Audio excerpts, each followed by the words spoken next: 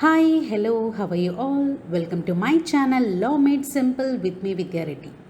Let us look into set on and set off in Payment of Bonus Act.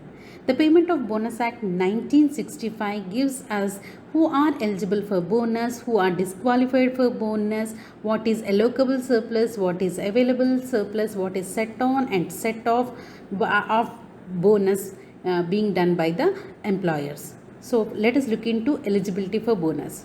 Section 8 of the Payment of Bonus Act 1965 lays out who are eligible for bonus.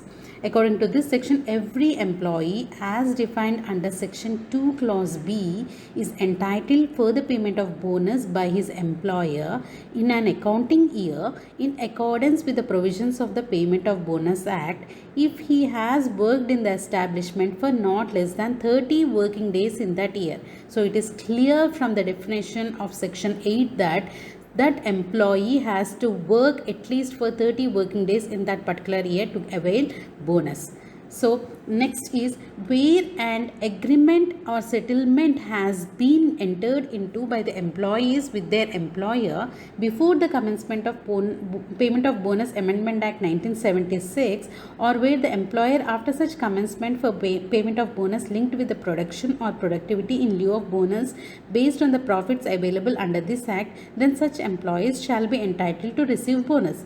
This is however subject to certain provisions under Section 31A.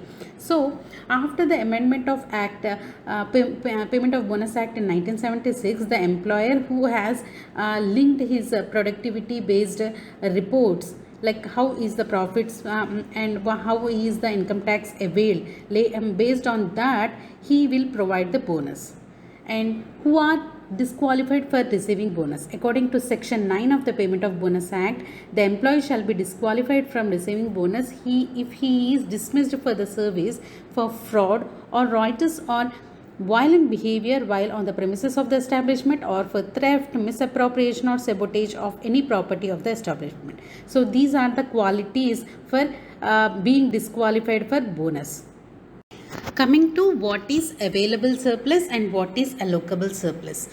Available surplus is nothing but the gross profit. The gross profit minus the sum which is referred in section 6. What is referred in section 6? What is to be deducted is from the gross profit minus depreciation deduction, gross profit minus development rebate reserve. What is this development rebate reserve is used for is, it is used for advertising the business. So in order to make sure the business to grow in a profitable manner, they do reserve this amount. They do reserve this amount for development rebate reserve. So gross profit minus development rebate reserve, and also gross profit minus provision for tax, and also other scheduled expenses. So we get this available surplus from the gross profit minus this the sum which is referred in section 6. I have already told what is referred in section 6 is depreciation deduction, development rebate reserve, provisions for tax and other scheduled expenses. So we get the available surplus. Let us go into the definition as per section 5.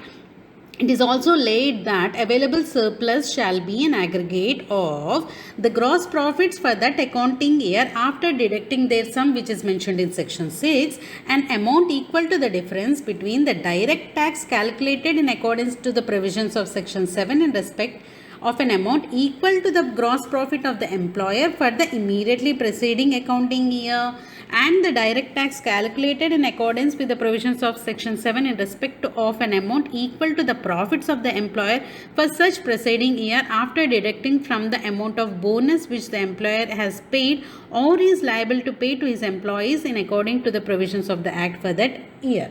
So this is as simple as such that we can write in our own words. Available surplus is nothing but gross profits minus minus the sum. Minus the sum means we have to deduct the sum from the gross profit. What is the sum which is referred in section 6 is nothing but depreciation deduction, development rebate reserve, provisions for the tax and scheduled expenses. So that amount is nothing but the available surplus. And what is allocable surplus? Allocable surplus is nothing but The amount of bonus payable to employees depends upon the allocable surplus, we are saying. What is that? According to section 2 clause 4, in case of employer being a company which has not made arrangements prescribed under the income tax for the declaration of payment within India of the dividends payable out of its profits in according to the provisions of section 194 of the Companies Act, 67% of the available surplus in an accounting year shall be the allocable surplus.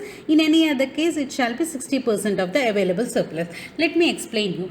Allocable surplus is nothing but a company or an establishment which has made arrangements for the dividend, which has made arrangements for the dividends which are mentioned in section 194 of the Companies Act, then 60% is of the available surplus is nothing but allocable surplus. And if the company, if the establishment has not made any arrangements for the dividends for income tax or then 67% of the available surplus is nothing but allocable surplus. And this allocable surplus is nothing but that much amount of allocable surplus is paid in the form of bonus to the employees by the employer.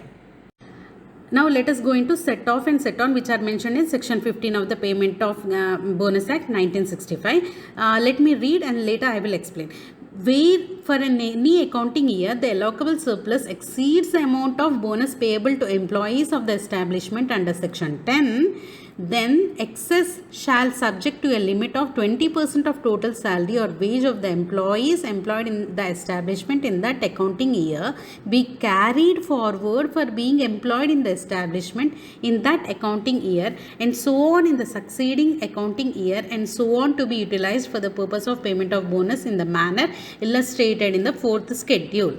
So allocable surplus is nothing but the amount of bonus given to an employer. What is the maximum amount of bonus given to an employee?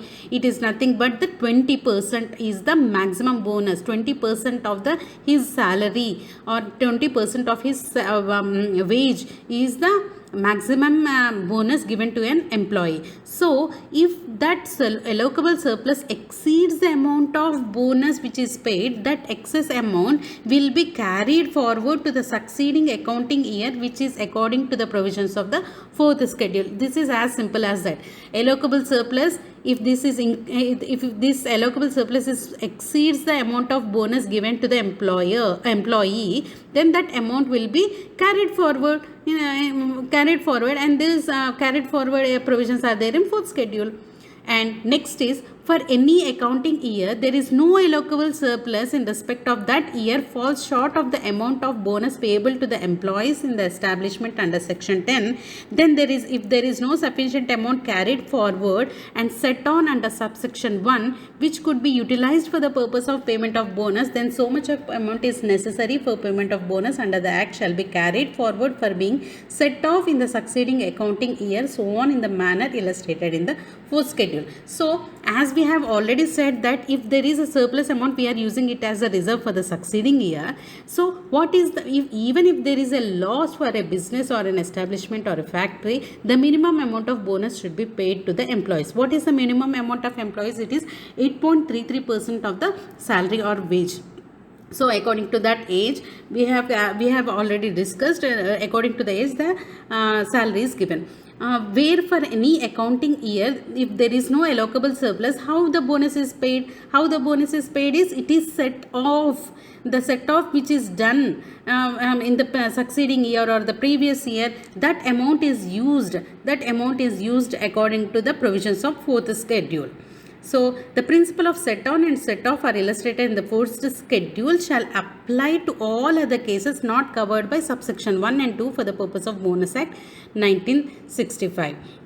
So the section provides for the creation of reserve fund for the future where the allocable surplus exceeds even after paying bonus to the employees at a maximum rate of 20%. The section makes it obligatory for employer to carry forward the allocable surplus so as to cover 20% of the total salary of the wages of the employees employed in the employment in that accounting year. But where the allocable surplus is insufficient to meet the payment of bonus, or where there is no allocable surplus at all, the section gives advantage to the employer to set off under subsection 2 the amount as is necessary for the payment of bonus act under this act is allowed to be carried forward in the succeeding year, so on as in the manner illustrated in the fourth schedule. So it is as simple as that. How I have given the illustration, you can